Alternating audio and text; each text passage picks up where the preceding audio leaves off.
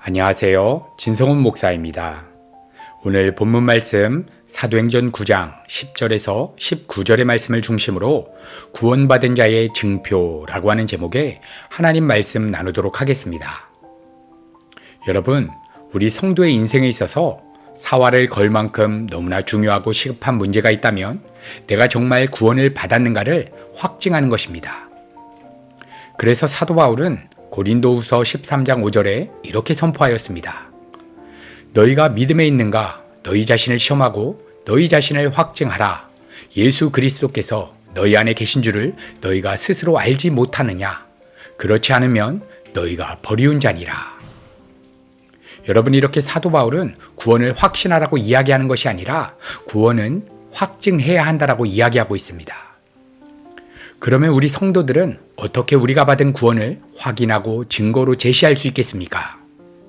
바로 오늘 본문 말씀에는 하나님께 택함을 받아 구원받은 자들에게 나타나는 두 가지 증표에 대해서 말씀해 주시고 계십니다. 오늘 본문 말씀에는 아나니아를 통해서 앞을 못 보는 사울에게 안수하도록 이끄는 장면이 오늘 본문 10절부터 진행되고 있는데, 이때 아나니아가 주님께 이렇게 물어봅니다.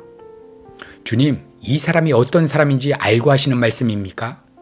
이 사람은 교회를 핍박하는 사람입니다. 수많은 그리스도인들을 죽음으로 인도하는 사람입니다. 그리고 지금 사울이 다메섹으로 오는 이유는 하나님의 교회를 핍박하기 위함이라고 이야기하는 것입니다. 여러분, 그런데 우리 주님께서는 사울에 대해서 이렇게 말씀하십니다. 사도행전 9장 15절, 주께서 가라사대 가라, 이 사람은 내 이름을 이방인과 임금들과 이스라엘 자손들 앞에 전하기 위하여 택한 나의 그릇이라. 이렇게 주님께서는 사울을 나의 택한 그릇이라고 말씀하셨는데, 여러분, 택한 나의 그릇이라고 할 때 택함의 시점은 언제입니까? 에베소서의 말씀에 기록된 것처럼 이 땅을 만들기도 전에, 창세 전에 하나님께서는 사도 바울을 구원받을 자로 택하신 것입니다. 그런데 주님께서는 사울이 죄 없는 그리스도인들을 박해하면서 그들을 죽는 자리로 이끌어가는 이러한 살인적인 행위를 막으실 수도 있지만 그것을 막지 않으시고 허용하셨습니다. 그러면 왜 하나님께서는 창세 전부터 택하신 그릇인 사울이 당신의 교회를 핍박하는 그러한 극악무도한 행위를 허용하신 것입니까? 여러분, 그것은 사울 속에 가득 들어 차 있는 죄악됨이 드러나도록 하나님께서는 허용하신 것입니다. 분명 주님께서는 사울로 하여금 죄를 짓게 하시지는 않으셨지만 사울이 교회를 핍박할 때에 그것을 내버려 두시면서 사울이 본래 죄인이었던 것이 드러나도록 허용하신 것입니다. 본래 죄인인 것이 그러한 악행을 통해서 드러나게 된 것입니다. 여러분, 다윗이 밧세바를 범하고 우리아를 간약한 방법을 통해서 죽이고 나서 나단 선지자의 비난을 받고 회개할 때 한 말이 있었습니다. 내가 죄 중에 잉태되었도다. 다시 말하면 다윗이 간음, 살인이라고 하는 행위죄를 지은 것은 새삼스럽게 내가 하지 않아도 될 죄를 지은 것이 아니라 본래 나는 어머니 뱃속에서부터 죄인이었고 본래도 죄인이었고 그러한 내 속의 죄가 밧세바 사건을 통해서 드러났다고 이야기한 것입니다. 그러므로 사울이 그리스도의 몸된 교회 공동체를 핍박했다는 것은 결국 그가 예수 그리스도의 십자가 복음을 완전히 짓밟는 그러한 악한 자라는 것을 스스로 드러내고 있었던 것입니다. 그리고 주님께서는 그러한 악함을 막지 않으시고 허용하신 이유는 십자가를 실제 사울 자신의 사건으로 경험하는 자리로 이끄시기 위해서 우리 주님께서는 그러한 악행을 허용하신 것입니다. 여러분, 그러므로 하나님께서는 당신이 택한 백성을 부르실 때에 우리 성도가 정말 깊이 있게 깨닫게 되는 사실은 내가 십자가에서 저렇게 비참하게 저렇게 극악무도한 방법으로 처형되지 않으면 안 되는 죄인이라는 사실을 깨닫게 되는 것입니다. 그래서 자신의 철저한 죄인됨을 깨닫지 못한다면 여러분, 우리는 우리 주님의 십자가 사건을 실제 나의 사건으로 붙잡지 못하게 되는 것입니다. 그러므로 십자가를 머리로 논리로 아는 것에만 머무는 것이 아니라 자신의 삶 속에 실제화하여 나의 사건으로 경험하는 것이 바로 구원받은 자들의 첫 번째 증표인 것입니다. 그리고 두 번째 증표는 하나님께 쓰임받는 것입니다. 오늘 우리 주님께서는 아나니아에게 사울에 대해서 그는 택한 나의 그릇이라고 말씀하셨습니다. 여러분, 그릇이라는 것은 쓰임새가 있기 때문에 만들어지는 것입니다. 그러므로 구원받은 성도들은 하나님께 택함받은 그릇으로서 죽어가는 영혼을 살리는 복음 사역에 쓰임을 받게 되는 것입니다. 이렇게 사도 바울뿐만 아니라 오늘 아나니아도 하나님의 택한 그릇으로서 쓰임을 받게 되는데, 눈이 먼 사울을 안수하고 그를 믿음의 세계로 끌어오게 되는 놀라운 복음 사역에 쓰임을 받게 되었던 것입니다.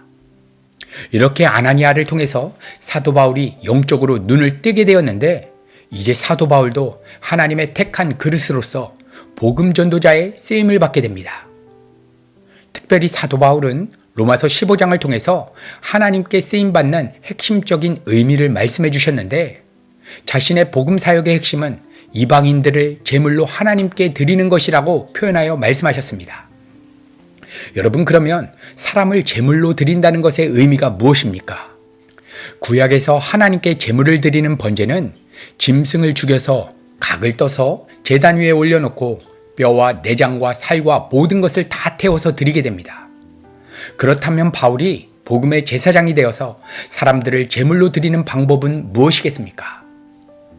구약의 모든 제사가 예표하였던 예수 그리스도의 십자가 복음을 전하여서 그 사람으로 하여금 자신의 죄인됨을 깨닫게 하여 그 죄를 대신하여 십자가에서 죽으신 주님이 당신의 죄를 대신하여 죽으신 것이고, 또한 주님께서 십자가에서 죽으신 것은 주님 홀로 죽으신 죽음이 아니라 당신과 함께 연합하여 죽은 죽음이다라고 선포하는 것입니다. 그래서 이제 당신의 인생의 주인은 더 이상 당신이 아니라 주님이시기 때문에 당신의 모든 인생은 다 주님께 드려야 한다라고 이야기해 주는 것입니다. 마치 구약에서 양을 번제로 드리면서 각이 떠져서 태워지고 있는 그 제물을 드리는 사람과 동일시하는 것처럼, 내가 나를 창조하신 하나님과 상관없이 내가 하나님 자리에, 내가 내 인생의 주인 자리에 올라가 나의 영광을 위하여 삶을 정리하며 생각하며 판단하며 살아가는 나의 죄악됨이 나의 내면 깊은 곳까지 속속들이 스며들어 있기 때문에 이렇게 각을 떠서 제단에서 불타 죽어야 한다. 그래서 저 불에 타 죽는 양이 바로 나 자신이라고 생각하게 하는 것. 여러분, 이것이 바로 나 자신을 제사로 드린다라고 하는 내용의 의미인 것입니다. 이렇게 구약의 양과 소를 대신하여 우리 주님께서 죽으신 십자가 사건을 나의 죽음으로 동일시하게 함을 통해서 그들의 인생 전체를 하나님께 드려지게 하는 그러한 복음의 사명을 감당하는 것입니다.